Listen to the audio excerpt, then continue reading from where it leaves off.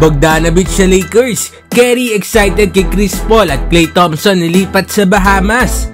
So parang naso ng balita mga idol ay patungkol kay Klay Thompson. Naglaro nga si Klay noong 2014 at 2016 para sa kupunan ng Team USA. At ngayon nga ay nireveal nito na gusto niya maglaro para nga sa darating na 2024 Olympics. Pero mukhang hindi nga sa Team USA ang gusto nga nitong paglaruan. Dahil sinabi nga ni Klay mga idol na kapag dumating nga daw ang Olympics ay bibigyan nga daw niya ng serious consideration ang team ng Bahamas. Yan nga ay dahil mahalaga nga daw ito sa kanilang pamilya. Ang coach nga daw ng national team ng Bahamas ay walang iba kundi nga ang kanyang kapatid ni Klay Thompson.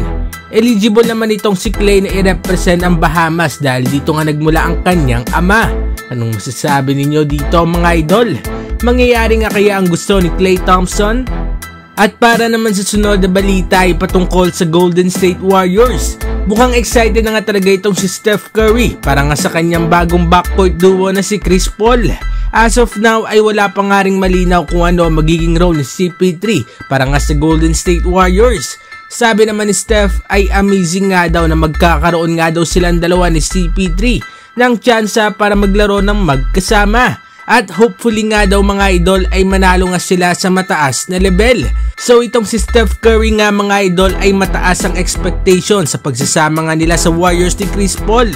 Tignan nga natin mga idol kung kakayanin ng Warriors sa manalo ng kampeonato next season kahit mas lalong lumakas nga mga kupunan sa Western Conference. Anong masasabi ninyo dito mga idol?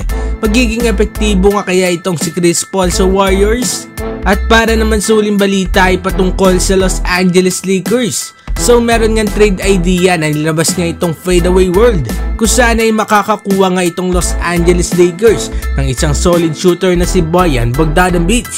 At ititrade nga nila sina D'Angelo Russell, Maxwell Lewis at dalawang future picks. Kung magagawa nga daw ito ng Lakers ay si Bojan Bogdanovic nga daw ang magiging difference maker nga nila.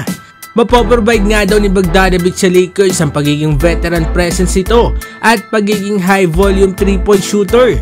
Siya nga daw mga idol ang consistent offensive player na siyang kakailanganin nga ng Lakers lalo na pagdating sa playoffs. Kaya nga rin daw ni Bojan Bogdanovic na maging epektibo sa opensa kahit bilang off-ball player. Kaya naman mga idol ay magiging magandang fit nga daw ito para sa team nga ng Los Angeles Lakers. Anong masasabi ninyo dito mga idol? Agree ba kayo sa trade idea na ito o hindi?